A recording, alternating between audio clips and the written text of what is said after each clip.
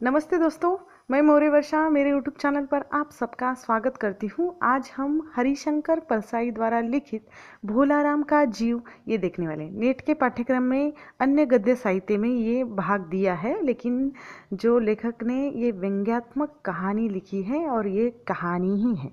ठीक है, भोलाराम का जीव ये देखना से पहले मैं आप लोगों को भोलाराम का जो प्रकाशन है उसके बारे में कुछ बताना चाहती हूँ। हरिशंकर परसाई वैसे व्यंग्यात्मक रचनाकार है और जिन्होंने व्यंग्यात्मक रचनाओं का निर्माण बहुत सारा किया है। इनकी यह कहानी भी व्यंग्यात्मक ही है और उनका जन्म 1924 में हुआ है।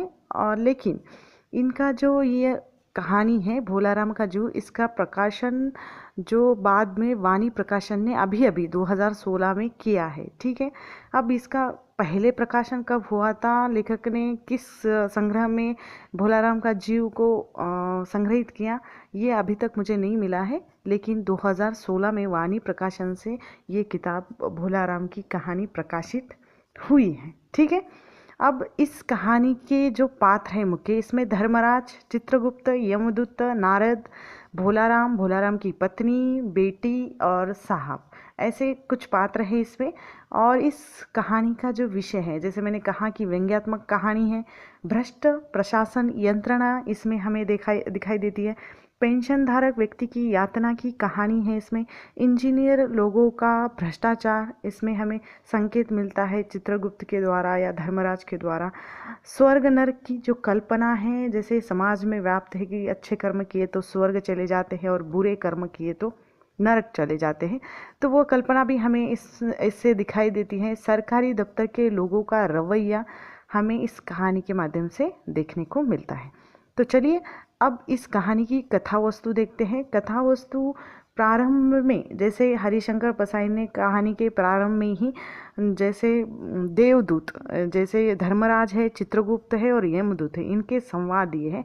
धर्मराज अपने जो चित्रगुप्त से बात कर रहे हैं और वो कहते किस तरह का रिकॉर्ड है और 5 दिन पहले जैसे भोलाराम का जीव लेकर जो दूत यमदूत आया था वो कहाँ है, वो पहुंचा कि नहीं, ऐसा सवाल धर्मराज ने पूछा है। और वो दूत कहाँ है। जब चित्रगुप्त द्वारा यमदूत को बुलाया जाता है तो कहा जाता है कि भोलाराम का जीव कहाँ है या आत्मा कहाँ है और इतने दिनों तक आप कहाँ थे। तो यमदूत थोड़ा घबराया हुआ कहता है, उसके चेहरे को देखकर परेशानी साफ झलकती है और वह कहता है कि मैं तो उन्हें लेकर ही आ रहा था, भोलाराम का जीव मेरे साथ ही आ रहा था, लेकिन जैसे ही नगर में मैं प्रवेश कर रहा था एक अचानक इतनी तीव्र जो हवा आई, उस हवा के साथ ये कहाँ नहीं कहाँ गायब हुआ गया, ऐसा वो कहता है। और गायब हो गया, लगभग मैंने इस सारे ब्रह्मांड में 5 दिनों से लगभग ढूंढ रहा हूँ, उसका कहीं पर भी पता नहीं चला। अब धर्मराज है क्रोधित हो जाते हैं, वो कहते हैं मूर्ख, जीवों को लाते लाते, जैसे आत्माओं को लाते लाते तुम्हारा तो बुढ़ापा हो गया, फिर भी तुम्हें एक बूढ़े आदमी के जीव ने तुम्हें चकमा दे दिया, यानी वो एक बूढ़ा आदमी तुम्हें संभाल न सका, ऐसा वो कहते कि क्योंकि भोलाराम बूढ़ा है। और दूत ने सिर झुकाकर कहा कि नहीं महाराज, मैंने बहुत ही सावधानी बरत ली थी, लेकिन बिल्कुल वह कैसे छूटा कि मैंने अभी तक अच्छे अच्छे वकीलों को नहीं छूटने दिया, लेकिन इस बार कैसा हुआ कि और वह छूट गया, ऐसा वह कहता है। और तभी घूमते घूमते उनके जो महल में जो नारद आ जाते हैं और उस वक्त चित्रगुप्त का कहना है कि आजकल पृथ्वी पर कुछ भी हो रहा है, व्यापार में या दोस्तों में अगर कुछ चीज़ भेजते रास्ते में वो गायब हो जाती है। कोई पार्सल भेजता है तो वो रेलवे अफसर वो पार्सल ले लेते हैं, मालगाड़ी के डब्बे रास्ते में कट जाते हैं।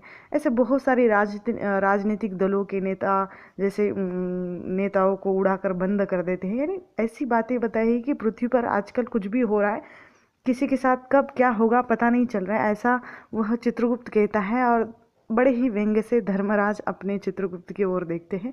वो कहते हैं कि तुम्हारी भी रिटायर की अभी बारी आ गई है, तुम ऐसे बातें कर रहे हो, और एक नगण्य, एक दीन, एक गरीब जो भोलाराम है उससे किसी का क्या लेना देना होगा, ऐसा वो कहते हैं। और वो सब अब गुमसुम है। नारद मुनि वहाँ आ गए हैं और वो कहते कि आप सब या धर्मराज इतने चिंतित क्यों हैं, ऐसा वो कहते। और वो कहते कि नरक में निवास स्थान की समस्या अभी हल नहीं हुई क्या।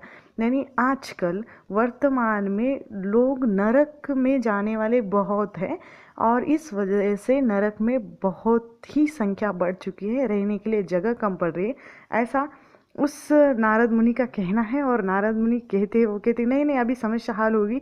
पिछले ही हफ्ते कुछ कारागिर या कुछ ठेकेदार और कुछ इंजीनियर जो इमारतें बनते थे, उन्हें पैसे लेकर इमारतें बनवाई थी और बड़े बड़े इंजीनियर भी आ गए हैं क्योंकि उनकी मृत्यु हो गई है और इसलिए वो नरक में आ गए हैं। अब उन लोगों ने बड़ी बड़ी वहाँ पर नरक में इमारतें बना दी हैं, तो अब सुविधा हो गई है लोगों को रहने के लिए, ऐसा वो कहता है। लेकिन अभी एक भोलाराम का जो 5 दिन पहले मृत्यु हो गई थी उसकी, उसको लेकर आ रहे थे, लेकिन अचानक वह कहाँ गायब हो गया कि ऐसा होता है, चकमा देकर भाग गया और पूरा ब्रह्मांड छान डाला, लेकिन अभी तक वह नहीं मिला, ऐसा वो कहता है। यानी पाप पुण्य का जो भेद है इस कहानी के माध्यम से हम देख सकते हैं।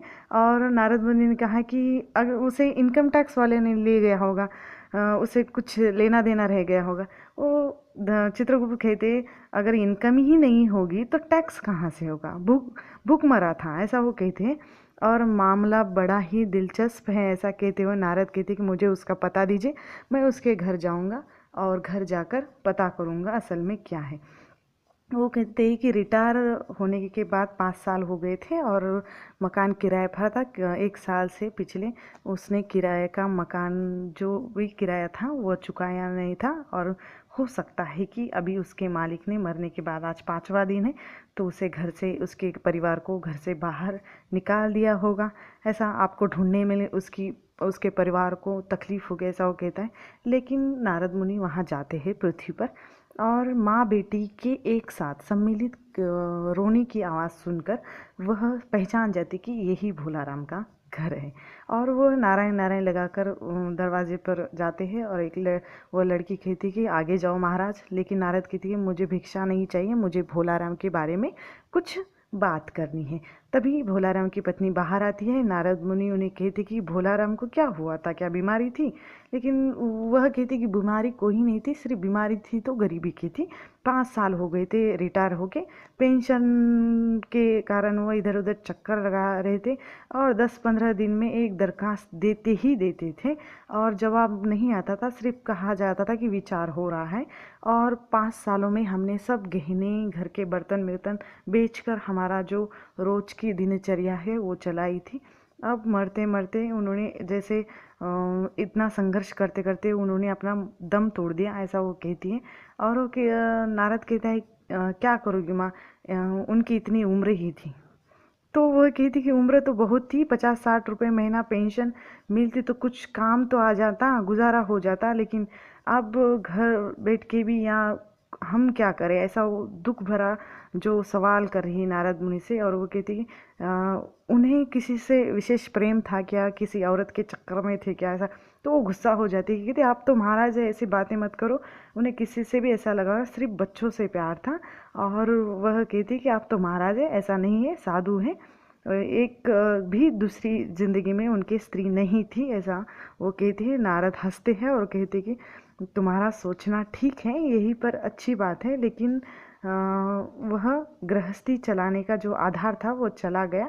अब वो कहती कि साधु है आप, महाराज आप अगर कुछ, आप सिद्ध पुरुष है, आप अगर कुछ कर सकते हैं, पेंशन मेरी रुक गई है तो वो अगर दिला देते तो बच्चों का पेट पाल लेता, ऐसा वो कहती है। नारद मुनि कहते कि हमारे साधुओं की बात कौन मानेगा, यहाँ तो कोई मेरा मठ मिट नहीं है, फिर भी मैं सरकारी दफ्तर में जाऊँगा और जाकर पूछूंगा। सरकारी दफ्तर में जाते हैं, वहाँ के जो बैठे हुए लोग होते हैं उनसे मिलते हैं, एक एक अधिकारी को मिलते हैं, जैसा एक दूसरे के पास, दूसरा तीसरे के पास, तीसरा चौथे के पास, ऐसे कितने ही 35-30 लोगों के पास भेजा जाता है। फिर एक चपरासी उन्हें कहता है कि महाराज आप क्यों झंझट में पड़ गए, यानी यहाँ साल भर भी चक्कर लगाते रहोगे तो काम नहीं होगा, आप सीधे बड़े साहब के पास जाइए और उन्होंने खुश कर दिए तो आपका काम हो जाएगा।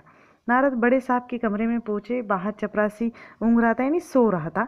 और सोते सोते वो कहते कि ये सो रहा है, तो अचानक वो बड़े साहब के कमरे में चले जाते।